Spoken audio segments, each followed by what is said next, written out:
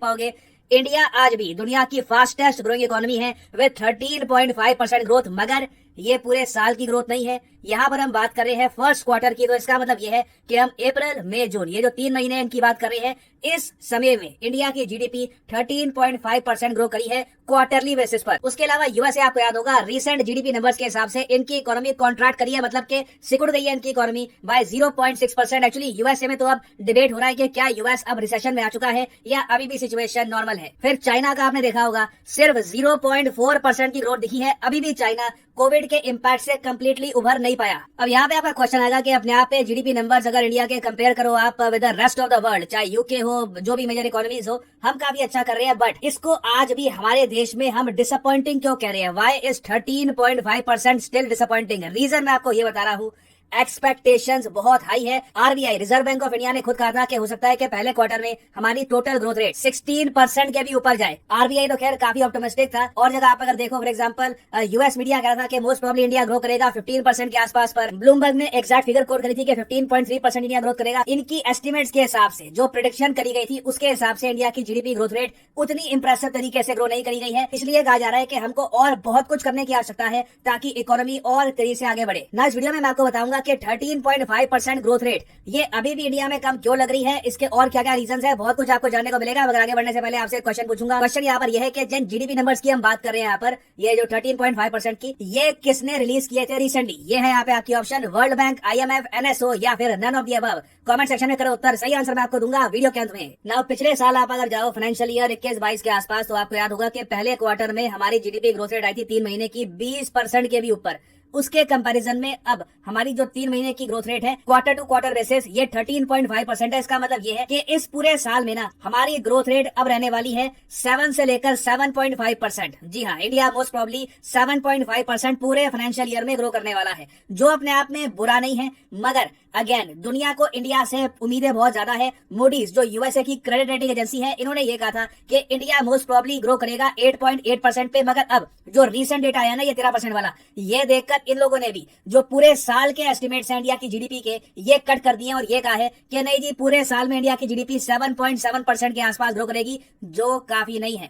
ये बातें दुनिया भर में कई अर्थशास्त्री, इकोनॉमिस्ट, फाइनेंस मिनिस्टर्स कह चुके हैं कि इंडिया को अगर लगातार नौकरियां क्रिएट करनी है, क्योंकि आप सबको पता है इंडिया में आज के समय एक बहुत ही बड़ा इशू है अनएम्प्लॉयमेंट का। हमारे देश को नौकरियां और चाहिए, हमारा देश यंग है, यंग पॉपुलेशन है, दे नीड जॉब्स। तो आने वाले 25 सालों तक अगर हमको प्रॉपरली नौकरी देनी है अपनी बड़ी आबादी को, तो 8 से लेकर 10% के आसपास ग्रो करना होगा। उससे कम की ग्रोथ में काम चलेगा नहीं। उसके अलावा देखिए एक फैक्टर यहाँ पर ये भी है कि कौन से सेक्टर आपकी जो ग्रोथ है उसमें कॉन्ट्रीब्यूट कर रहे हैं, ये भी देखना होगा। फॉर एग्जाम्पल अभी जो हमारी ये 13.5% की ग्रोथ रेट है, इसमें बहुत ही बड़ा कॉन्ट्रीब्यूशन है सर्विस सेक्टर का। मैन्युफैक्चरिंग सेक्टर आप अगर देखो तो इतना तेजी से ग्रो नहीं कर रहा जितना हम एंटिसिपेट कर रहे हैं। इसलिए आपने देखा होगा रिसेंटली इंडियन गवर्नमेंट ने चाइनीज कंपनीज को भी कहा है कि आप इंडिया में मैन्युफैक्चरिंग करना स्टार्ट करो, we need more jobs in India. अब यहाँ पर आपका एक मेन क्वेश्चन ये भी आएगा कि कई लोग ना बेस ईयर की बात करते हैं कि बेस ईयर के हिसाब से इंडिया की जो ग्रोथ है बड़ी कम है। इसका मतलब क्या है?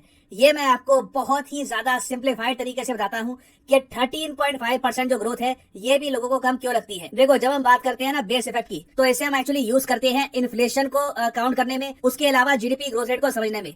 इन्फ्लेशन की अगर मैं बात करूं, मैं आपको एक सिंपल सा एग्जांपल देता हूं। मान लो एक सेब की कीमत थी अप्रैल 2017 में 50 रुपए, ठीक है।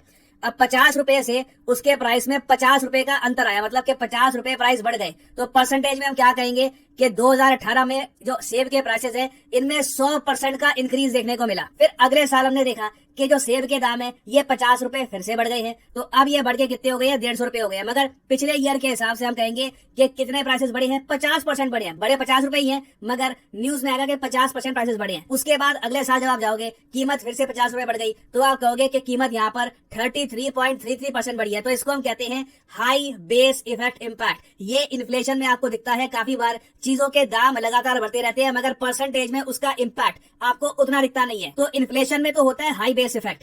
फिर अगर हम बात करें जीडीपी की, तो जीडीपी में काफी बार हम बात करते हैं लो बेस इफेक्ट के बारे में। ना लो बेस इफेक्ट क्या होता है, जिसकी हम आज के समय बात कर रहे हैं? मान लीजिए एक देश है, उसकी जीडीपी है 1 लाख करोड़ रुपए, या फिर चलो और सिंप्लीफाई करते हैं, उसकी जीडीपी है 100 रुपए, ठीक है। 100 रुपए की जीडीपी है एक इमेजिनरी कंट्री की। वहां पर आप 10 रुपए इंक्रीज करते हो जीडीपी में, ठीक है, तो कितना इंक्रीज हो गया परसेंटेज के हिसाब से 10%। तो अब जो जीडीपी है देश की ये 110 रुपए हो चुकी है। उसके बाद अगले साल फिर से 10 रुपीज का इजाफा होता है, मगर आप जीडीपी परसेंटेज में चेंज क्या देखोगे आप ईयर टू ईयर बेसिस में कि 9% के आसपास ग्रोथ हुई है। फिर उसके बाद मान लो जी कोई आपदा वगैरह आ गई, अब हमारे केस में कोविड हो गया, मगर कुछ और भी हो सकता है, कुछ अर्थक्वेक आया, कुछ और हो गया, तो उसके बाद क्या है कि जीडीपी में एक चेंज आया, जीडीपी 30 रुपए कम हो गई। तो 120 में 30 रुपए आप माइनस करोगे, आपकी जीडीपी अब रह गई 90, और ईयर ऑन ईयर बेसिस पे आप देखोगे तो 25% का एक बहुत ही बड़ा गड्ढा यहाँ पे हो जाएगा। ओवरऑल आपके देश की जीडीपी अब 90 रुपीज हो गई है। अब क्या है कि देखो 90 रुपीज में फिर से आप 10 रुपए ऐड कर दोगे ना, तो आपको ग्रोथ रेट दिखेगी 11.11%। आप कह सकते हो कई सालों की ग्रोथ रेट को हमने बीट कर दिया, मगर जो ओरिजिनली नुकसान हुआ था हमारा, जो 110 से सीधा 90 पे हम गिर गए, ये अभी रिकवर करने में टाइम लगेगा। 90 से पहले 100 हो जाएगा, 100 से 110, फिर 120। तो जो ये लो बेस इफेक्ट वाली बात है, अभी आप यहाँ पे कहोगे इंडिया के कंटेक्स्ट में कि कोविड 2020 में हमने देख लिया, ठीक है, 2020-21 में हमने देख लिया, आज भी हम लो बेस इफेक्ट की बात क्यों करते हैं कि जो 13% ग्रोथ रेट दिख रही है ना, इसमें लो बेस इफेक्ट का इम्पैक्ट है। तो इसका रीजन यही है कि जो बहुत बड़ा गड्ढा बना था 2022-21 में ना, ये वाला गड्ढा, इसको अभी पूरा करने में कुछ साल लगेंगे। इस फाइनेंशियल ईयर के बाद आप देखोगे अगर हाई ग्रोथ रेट आती है तो उसमें लोग लो बेस इफेक्ट का यहाँ पे बहाना नहीं लगाएंगे। ये लोग ये नहीं कहेंगे कि जी कोविड में गिर इतना गए थे कि अब इतनी ग्रोथ रेट तो आएगी। हाँ, हालांकि यहाँ पर मैं ये बोलूंगा, बीच में अभी क्या हुआ कि भारत सरकार में फॉर्मर एक फाइनेंस सेक्रेटरी थे। फाइनेंस सेक्रेटरी मैं आपको बता दूं एक बहुत ही ज्यादा ऊंची पोस्ट होती है। फाइनेंस मिनिस्टर के बाद सीधा आप कह लीजिए फाइनेंस सेक्रेटरी होते हैं most powerful in the ministry of finance. तो इन्होंने रिसेंटली एक ट्वीट कर दी जिसको भारत सरकार ने कहा कि ये फेक न्यूज है। इन्होंने कह दिया कि इनकी कैलकुलेशन के हिसाब से ना इंडिया की 3 साल की आप अगर ग्रोथ रेट देखोगे तो ये आपको 3% के आसपास दिखेगी। अब हालांकि यहाँ पे सरकार ने ये कहा है कि इन्होंने एक जगह जो फिगर है ये थोड़ी गलत ले ली है। जो जीडीपी इन Q1 है ये अब 36,85,000 करोड़ रुपीज हो चुकी है। ये एक्चुअल नंबर है, इन्होंने रियल नंबर कम दिखाया है, तो इससे ऑटोमेटिकली ग्रोथ आपको कम दिखेगी। तो ये थोड़ा सा विवाद चला था, मगर देखिए हमको यहाँ पर एक चीज ये भी नोटिस करनी पड़ेगी कि सरकार को ना कैसे भी करके इन्फ्लेशन ही मैनेज करनी है। इन्फ्लेशन के हिसाब से आप अगर इंडिया को देखो तो हम बहुत अच्छा कर रहे हैं इवन आफ्टर कोविड। अगर आप रिसेंट डेटा देखो तो इन्फ्लेशन रेट इंडिया में ना 7% के आसपास झूलता रहता है। बाकी देशों में आप अगर देखोगे तो ये फोर्ब्स का आपको आर्टिकल दिखा रहा हूं मैं, यूएसए में इन्फ्लेशन 8.5% है, ठीक है। उसके अलावा यूके में इन्फ्लेशन आप अगर देखो तो 10.1% के आसपास पहुंच चुकी है। कनाडा में इन्फ्लेशन 7.6% के आसपास है। दुनिया भर में ओवरऑल हम देख रहे हैं कि इन्फ्लेशन काफी हाई है। तो जब इन्फ्लेशन हाई होती है तो सरकार के लिए काफी मुश्किल हो जाता है टैक्स बढ़ाना और वेरियस स्टेप्स उठाना जिससे हम ग्रोथ रेट और बढ़ा सकते हैं। तो एक बहुत ही ट्रिकी अभी सिचुएशन है। और मेरे हिसाब से देखो मैं यहाँ पर हमेशा की तरह आपको ये कहूंगा, इंडिया में ना हम लोग न्यूज को ऐसे देखते हैं कि क्या ये सरकार को नेगेटिव तरीके से दिखाती है या फिर दिखाती है पॉजिटिव तरीके से। मैं आपको ये कहता हूं कि जो न्यूज है, जो डेटा है, उसको रियलिटी के हिसाब से देखो, किसी बायस के साथ आप डेटा को एनालाइज मत करो। तो अगर हम बहुत ही न्यूट्रल पर्सपेक्टिव से देखें तो इंडिया की जो ये परफॉर्मेंस है 13.5% की, देखने में ठीक है, मगर इसमें बहुत ज्यादा इंप्रूवमेंट की गुंजाइश है अभी। और इंडिया का असली टेस्ट मैं आपको कहूंगा कि अगले साल से स्टार्ट होगा, जब लो बेस ईयर इम्पैक्ट बिल्कुल खत्म हो जाएगा और फिर दुनिया ऑब्जर्व करेगी कि क्या इंडिया रिकॉर्ड तोड़ ग्रोथ रजिस्टर कर पाएगा या फिर नहीं। ना फाइनली वापस आते हैं क्वेश्चन की तरफ कि जो रीसेंट जीडीपी नंबर जिनकी हम बात कर रहे थे अभी 13.5%, ये किसने किया है रिलीज? तो सही उत्तर यहाँ पे है NSO, नेशनल स्टैटिस्टिकल ऑफिस। यहाँ पर आप देख पाओगे ये यहाँ पे लिखा हुआ है according to the data released by NSO। याद रखिएगा, बहुत इंपॉर्टेंट है एग्जाम पर्सपेक्टिव।